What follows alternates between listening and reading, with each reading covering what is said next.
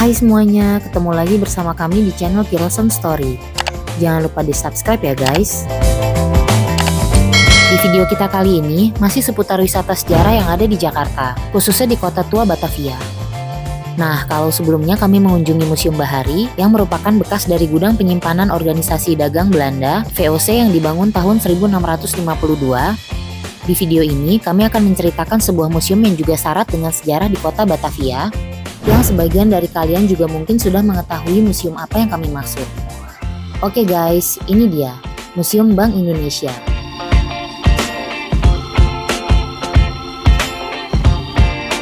Lokasinya masih dalam satu kawasan wisata kota tua Batavia, yang jaraknya juga tidak terlalu jauh dari Museum Sejarah Jakarta dan Stasiun Kereta Jakarta Kota.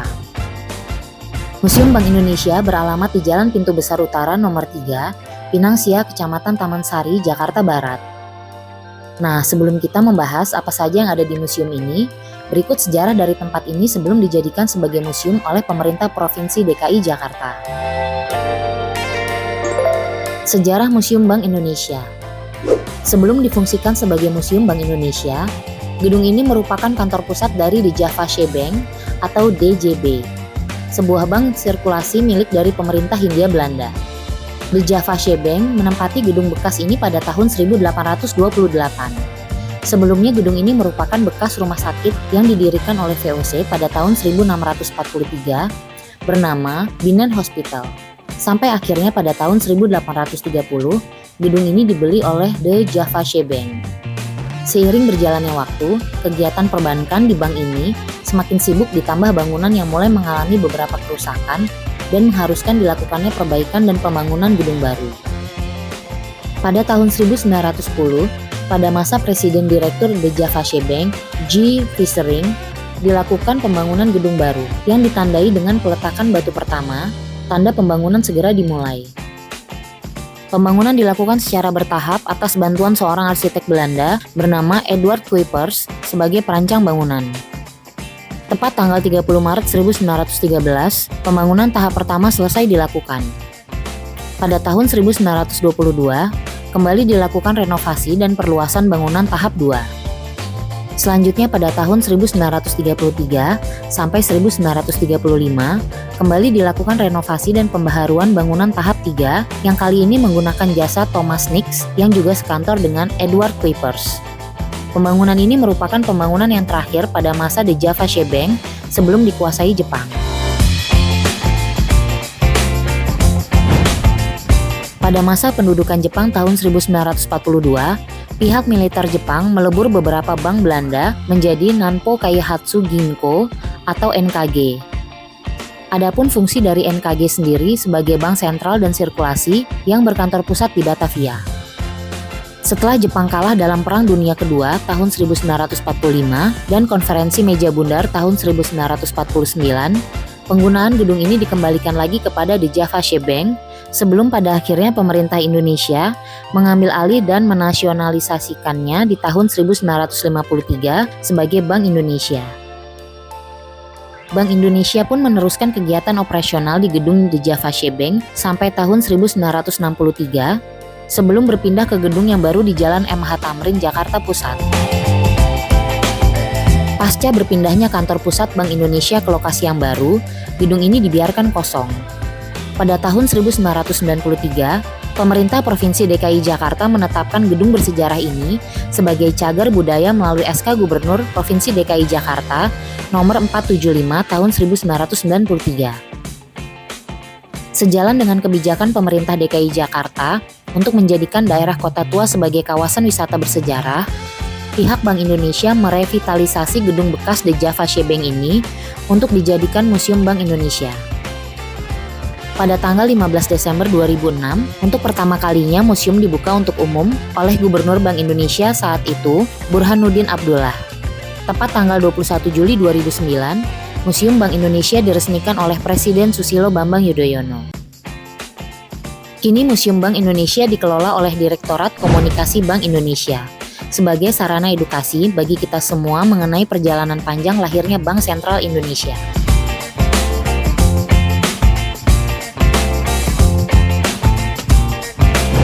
Nah, ada beberapa hal yang menarik menurut kami saat mengunjungi tempat bersejarah ini. Di antaranya, satu, bentuk bangunan. Museum Bank Indonesia memiliki luas bangunan sekitar 19.000 meter persegi yang terdiri dari 2 lantai yang dibangun antara tahun 1910 hingga tahun 1935.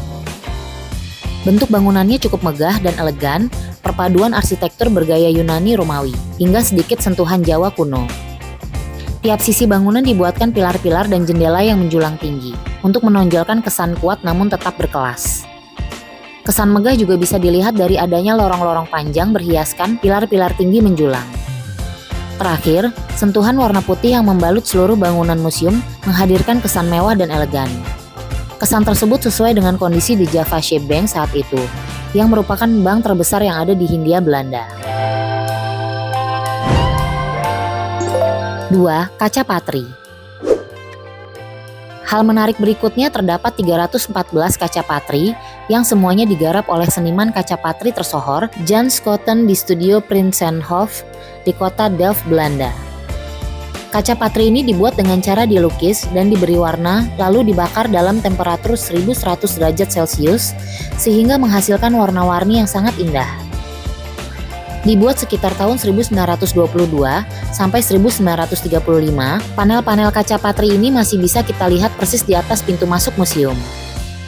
Dari sekian banyak kaca patri, ada beberapa yang menggambarkan hal-hal yang menarik, diantaranya 3 kaca patri dewa-dewi Yunani yang berdiri sejajar.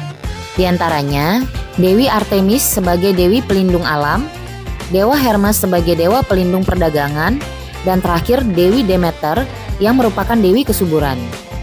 Yang menarik dari ketiga dewa-dewi ini adalah ketiganya digambarkan mengenakan kain dengan motif khas Nusantara.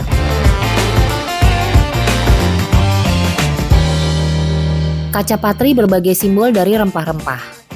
Adapun yang menjadi komoditas primadona perdagangan sekaligus menjadi sumber utama pendapatan pemerintah Hindia Belanda seperti kopi, lada, emas, karet, dan lain-lain.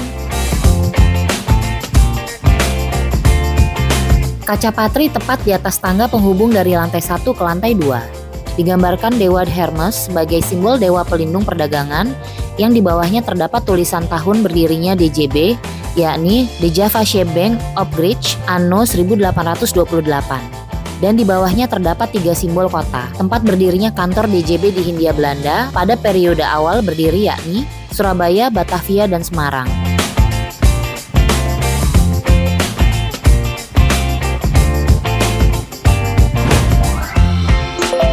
Tiga, area teller. Area teller atau dalam bahasa Belanda disebut Kas en Wissel Afdeling, di mana di area ini setiap nasabah melakukan setoran atau pembayaran secara tunai. Berbeda dengan area teller pada masa sekarang, yang terlihat lebih nyaman dan terbuka. Di sini suasananya jauh berbeda, setiap teller berada di sebuah bilik yang tertutup dan dilindungi teralis besi dengan alasan keamanan guys. Seluruh kegiatan transaksi yang dilakukan di loket kasir harus melewati beberapa tahapan oleh kasir-kasir yang berlainan. Langkah pengamanan berlapis ini diterapkan untuk mencegah penyelewengan.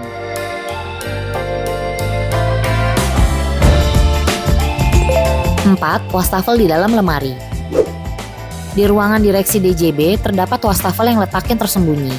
Tentu banyak pengunjung yang bertanya-tanya, kenapa harus disembunyikan?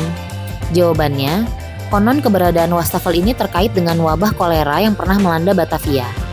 Hampir sebagian besar korbannya di masa itu adalah warga Eropa.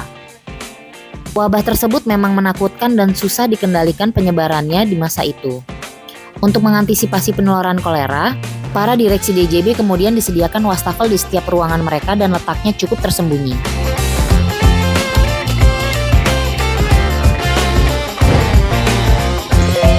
Lima, emas moneter Indonesia.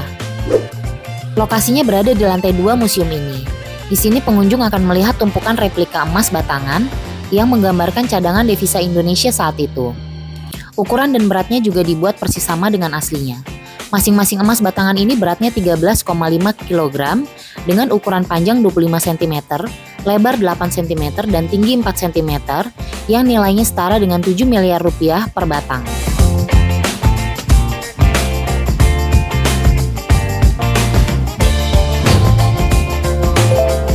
6 pintu berangkas.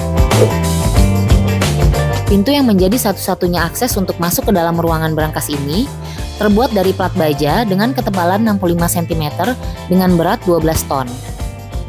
Cara membuka dan mengunci pintu ruang berangkas ini adalah dengan menggunakan kombinasi angka. Dibutuhkan tenaga 3 orang dewasa untuk membuka atau mendorong pintu baja ini.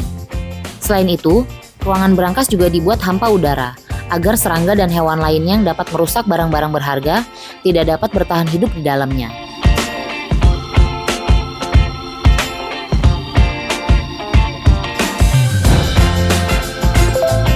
Tujuh, koleksi mata uang kuno.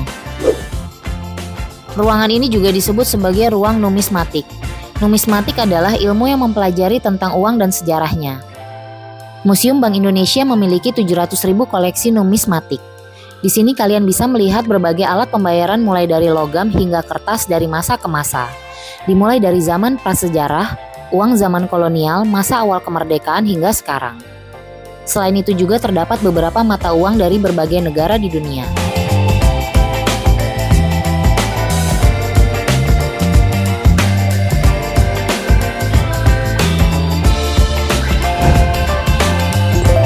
Delapan, ruang perenungan. Ruangan ini digunakan sebagai ruang rapat bagi para direksi. Ciri khas dari ruangan ini adalah dinding yang berlapiskan keramik berwarna hijau. Selain itu juga terdapat susunan kursi-kursi kayu dengan meja kayu panjang bergaya klasik. Di sekeliling ruangan juga dihiasi dengan kaca-kaca patri bergambar rempah-rempah yang menjadi komoditi andalan Hindia Belanda di pasar internasional masa itu. Ada benda menarik di ruangan ini, yakni sebuah jam bandul yang ditempel di salah satu dinding ruangan. Jam tersebut adalah hadiah peringatan 100 tahun berdirinya di Javasche Bank dari Nederlandsche Bank atau Bank Sentral Kerajaan Belanda. Selain ruang perenungan, juga terdapat ruang kerja gubernur, ruang kerja direktur, dan ruang rapat direksi. Perabotan di setiap ruangan juga tertata dan terawat dengan baik seperti kursi-kursi dan meja kayu, lemari buku, lampu gantung, dan lain-lain.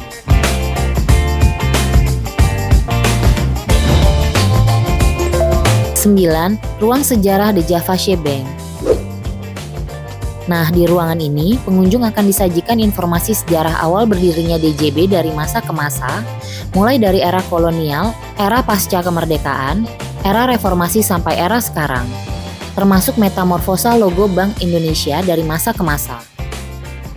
Selain itu juga diceritakan kedatangan bangsa-bangsa Eropa ke Nusantara untuk mencari rempah-rempah. Selain foto-foto dan dokumentasi-dokumentasi, juga terdapat diorama yang menceritakan perjalanan The Javasche Bank sampai menjadi Bank Indonesia. Semuanya disajikan dengan kekinian dan pastinya Instagramable, guys.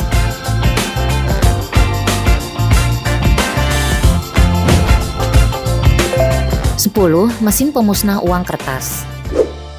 Lokasinya berada di halaman belakang museum. Mesin bermerek Insinco buatan Inggris ini bertugas untuk membakar uang kertas yang sudah tidak layak edar. Tidak layak edar seperti telah lusuh, robek, dan rusak bentuk fisiknya. Mesin ini dipergunakan oleh Bank Indonesia ketika masih berkantor di museum ini, guys.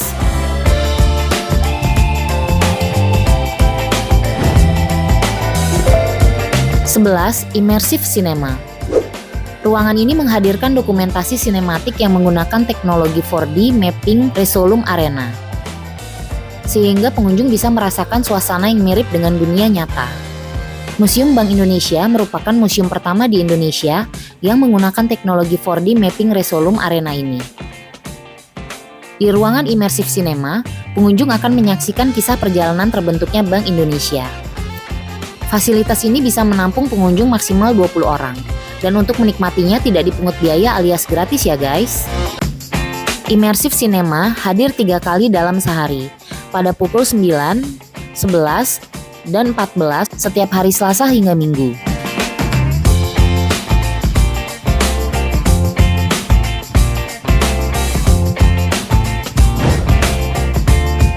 Itu tadi hal-hal yang menurut kami menarik saat berkunjung ke museum ini. Bagi kalian yang ingin mengunjungi Museum Bank Indonesia ini, berikut infografis jam operasional dan harga tiket masuknya.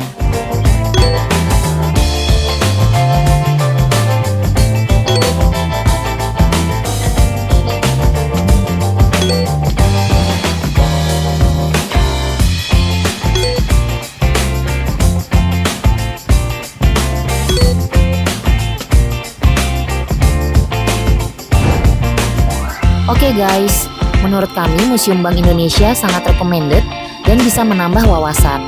Tempatnya juga bersih, modern, artistik. Displaynya juga menarik, banyak spot-spot fotonya juga, dan terakhir fasilitasnya juga lumayan lengkap. Terima kasih sudah menonton, semoga bermanfaat. Jangan lupa like, komen, subscribe, dan share jika kalian suka dengan tayangan ini. Sampai ketemu di video selanjutnya ya guys, bye-bye.